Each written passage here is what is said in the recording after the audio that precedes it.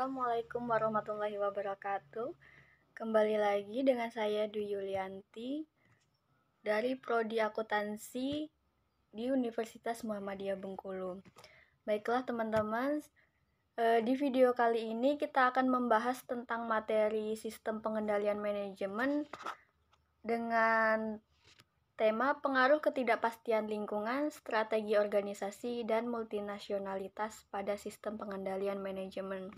Nah, penasaran kan? Yuk simak materi selanjutnya.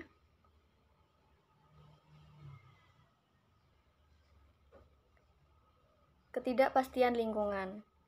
Ketidakpastian lingkungan ini merupakan suatu institusi yang harus diminimalisir dampaknya oleh manajemen perusahaan.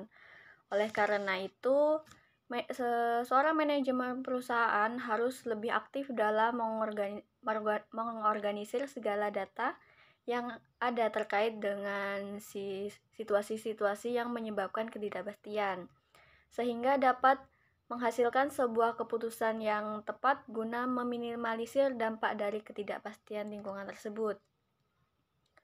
Upaya-upaya untuk mengatasi ketidakpastian lingkungan ini akan mendorong manajemen perusahaan untuk menerapkan sistem akuntansi manajemen dalam mendesain langkah efektif guna mengatasi ketidakpastian lingkungan, memprediksi pertumbuhan penjualan di masa depan, serta rentan mengalami resiko yang tinggi dalam ruang lingkup industri. Di dalam menghindari resiko ini, manajer harus bisa melakukan sebuah manajemen resiko, seperti proses pengidentifikasi, menilai, mengontrol, dan meminimalisir resiko yang mungkin akan terjadi. Dalam proses manajemen resiko ini, manajer menggunakan sistem akuntansi manajemen untuk mengumpulkan, mengorganisir, mengakumulasikan, serta mengintegrasikan data yang dimiliki suatu perusahaan. Nah, ketidakpastian lingkungan adalah kondisi lingkungan eksternal yang dapat mempengaruhi operasionalisasi perusahaan. Hal tersebut menurut Otley tahun 1980 dalam jurnal Fitria tahun 2007, di mana Milliken pada tahun 1987 dalam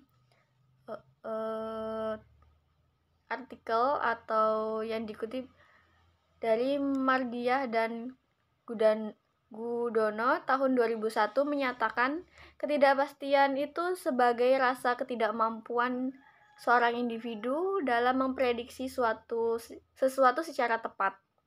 Nah, dengan demikian dapat disimpulkan bahwa ketidakpastian lingkungan ini merupakan ketidakmampuan seorang individu dalam memprediksi sesuatu secara tepat yang berasal dari lingkungan organisasi. Ketidakpastian lingkungan ini diidentifikasikan sebagai faktor penting karena kondisi demikian dapat menyulitkan perencanaan dalam pengendalian.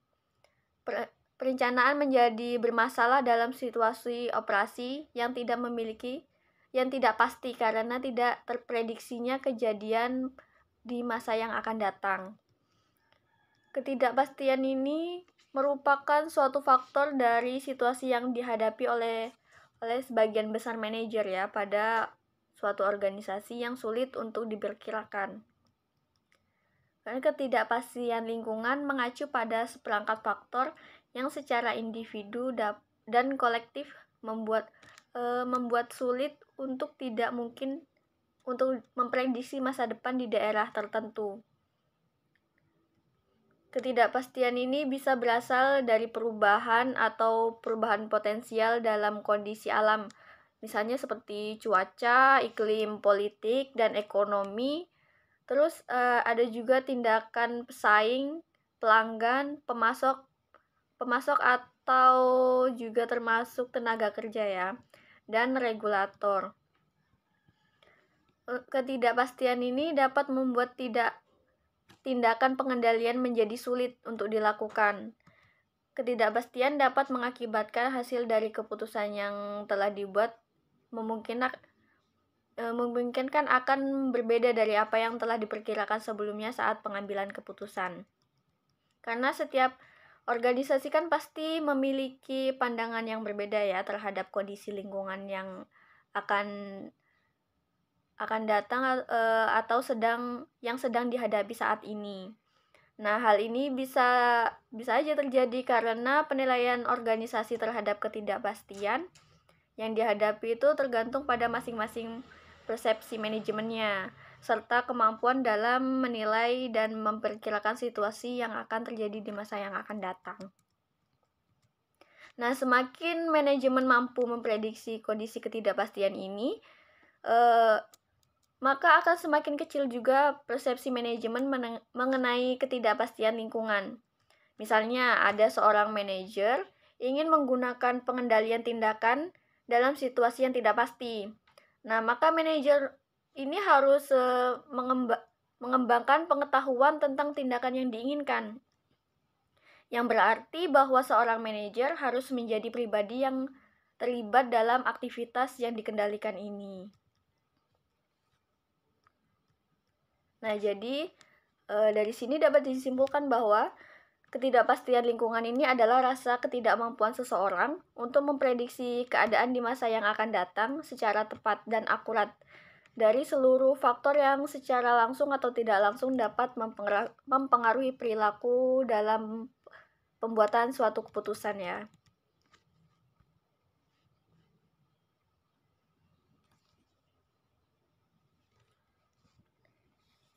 Nah, yang selanjutnya ada alasan ketidakpastian membuat pengendalian hasil lebih sulit untuk digunakan. Yang pertama yaitu ada pengendalian hasil tidak efektif ketika karyawan tidak mengerti cara bagaimana mencapai hasil yang diinginkan. Yang kedua, ketika karyawan tidak menyesuaikan diri dengan perubahan kondisi dan tidak relatif terhadap kinerja rekan-rekannya. Yang ketiga, ketidakpastian kombinasi dengan menggunakan pengendalian hasil. Yang keempat, ketidakpastian yang tinggi cenderung memiliki efek yang luas terhadap struktur organisasi dan pengambilan keputusan serta pola komunikasi. Yang selanjutnya ada strategi organisasi. Strategi organisasi ini berperan untuk mengidentifikasi berbagai pendekatan umum yang dipakai organisasi untuk mencapai suatu tujuan. Jadi, organisasi dalam mencapai tujuannya tuh ada dua cara, yaitu melalui pengelolaan yang lebih baik atas apa yang sedang dikerjakannya sekarang, dan melalui penemuan hal-hal baru. Seperti yang dikemukakan oleh Murphy, Trailer, dan Hill pada tahun 1996, strategi ini memainkan peran penting dalam kinerja perusahaan. Strategi juga memberikan arahan kepada perusahaan dan penyebab tindakan yang harus diambil untuk mencapai tujuan organisasi. Menurut Kitchen dan Palmer tahun 1999. Sedangkan menurut Thompson dan Stickgold pada tahun 1993 juga menyatakan bahwa inti dari strategi ini adalah membantu menentukan mengapa beberapa organisasi bekerja secara berbeda dari yang lain. Nah, jadi strategi mempengaruhi pada kinerja organisasi yang berkelanjutan dan unggul. Mencatat lebih lanjut bahwa ketika perusahaan mengembangkan dan menerapkan strategi jangka panjang seperti kebijakan fungsional, itu dapat memperoleh keuntungan positif di pasar. Strategi ini disusun dan diimplementasikan untuk mencapai berbagai tujuan yang telah ditetapkan, sekaligus mempertahankan dan memperluas aktivitas organisasi pada bidang-bidang baru dalam rangka merespon lingkungan. Misalnya nih, perubahan permintaan, perubahan sumber pemasok, terus ada fluktuasi kondisi ekonomi, perkembangan teknologi baru, atau juga aktivitas-aktivitas para pesaing.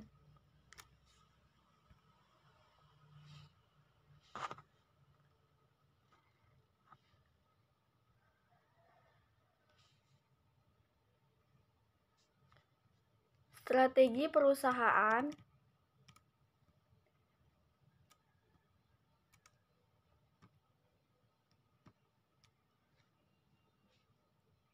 menentukan jenis bisnis yang ingin dimasuki dengan cara mengalokasikan sumber di antara bisnis-bisnis. Perusahaan manajer diverifikasi terkait yang tidak menyimpang jauh dari bisnis inti. Nah, karakteristik penting yang membedakan perusahaan yang melakukan diverifikasi ke bisnis tidak terkait yaitu asimetri informasi yang relatif tinggi antara perusahaan dan manajemen unit bisnis. Nah, terus ada strategi bisnis. Strategi bisnis juga sering disebut dengan strategi bersaing ya, yang mendefinisikan cara sebuah perusahaan atau entitas dalam perusahaan atau unit bisnis strategi untuk memilih bersaing di industri dan berusaha untuk mencapai keunggulan komprehensif yang relatif terhadap pesaingnya. Strategi literatur membedakan dua strategi kooperatif untuk utama yaitu kepemimpinan biaya dan diferensiasi.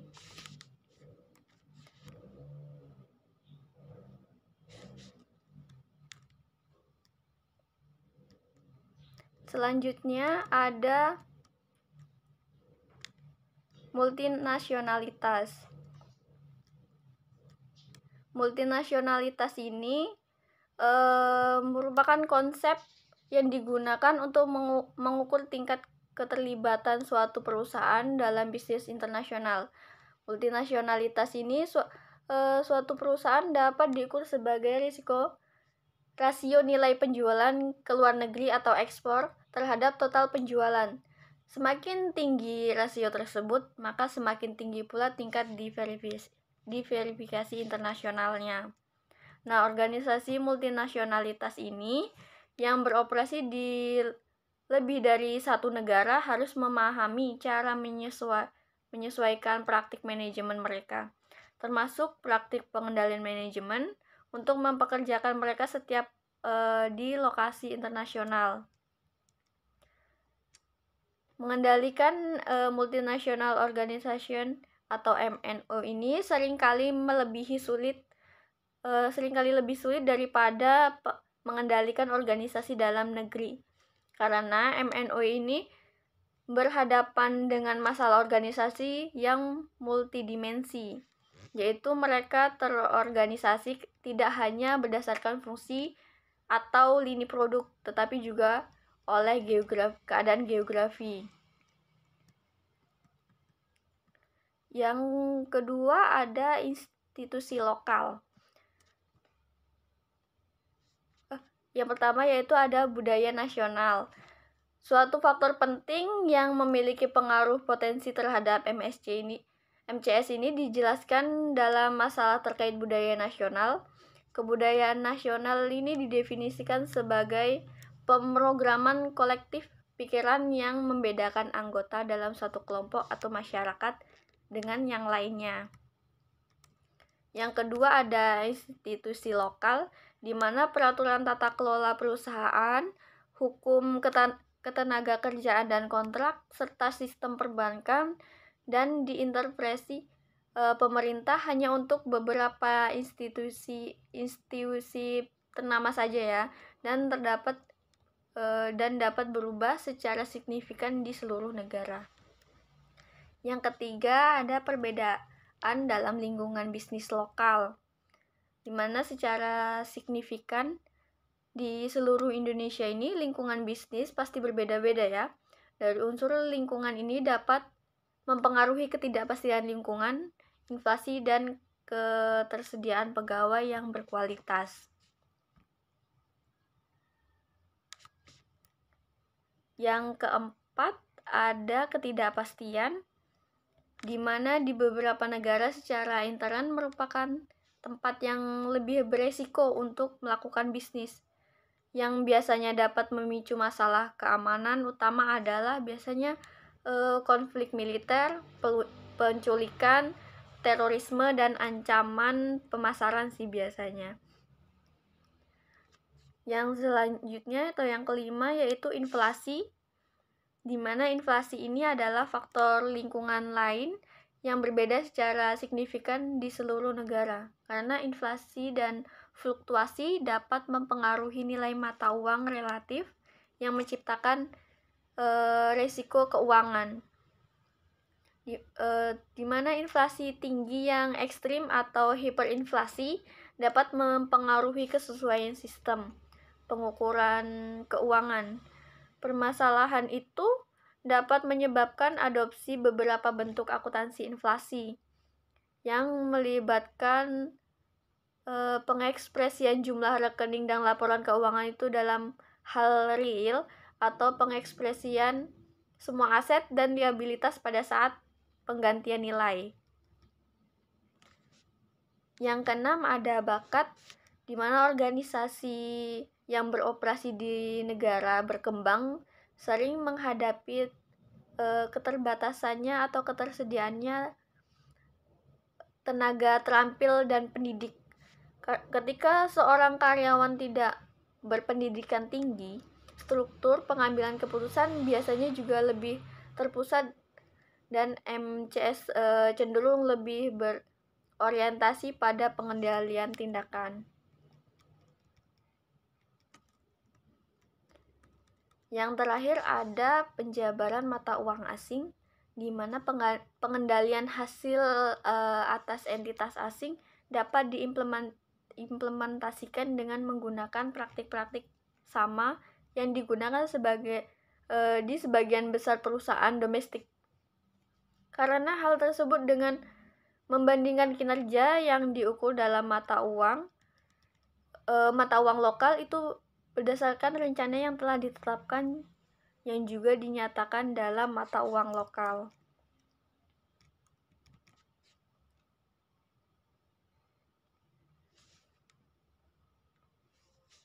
Nah, jadi kesimpulan dari materi yang kita bahas ini adalah ketidakpastian lingkungan akan mendorong manajemen perusahaan untuk menerapkan sistem akuntansi manajemen dalam mendesain langkah efektif guna mengatasi ketidakpastian lingkungan, memprediksi pertumbuhan penjualan di masa yang akan datang, serta rentan mengalami risiko yang tinggi dalam ruang lingkup industri.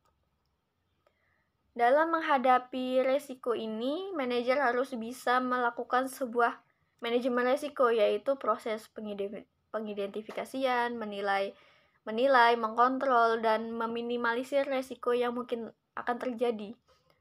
Nah, dalam proses manajemen risiko ini, manajer menggunakan sistem akuntansi manajemennya untuk mengumpulkan, mengorganisir, mengakumulasikan, dan mengintegrasikan data yang dimiliki oleh suatu perusahaan. Nah, penghindaran ketidakpastian dan jarak kekuasaan dapat berinteraksi dan saling memperkuat atau menentang efek pada preferensi MCS. Karyawan dalam keengganan tinggi dalam ketidakpastian ini dapat memilih kelompok yang menentang insentif berbasis kinerja karena mereka memfasilitasi pembagian risiko. Dan pada intinya dimensi budaya dapat mempengaruhi preferensi karyawan dan reaksi terhadap MCS dengan cara yang interaktif. Nah, jadi kesesuaian setiap pemilihan MCS ini bergantung pada situasi yang ada ya. Dari beberapa efek MCS terkait yang bagian utamanya terdiri atas 3 faktor yang simultan atau yang penting, yaitu ketidakpastian lingkungan, strategi organisasi, dan sifat multinasional. Nah, terima kasih atas perhatiannya. Mungkin hanya ini yang dapat saya sampaikan di materi kali ini. Kurang dan lebihnya saya mohon maaf karena masih dalam proses terus belajar. Untuk itu saya akhiri. Wassalamualaikum warahmatullahi wabarakatuh.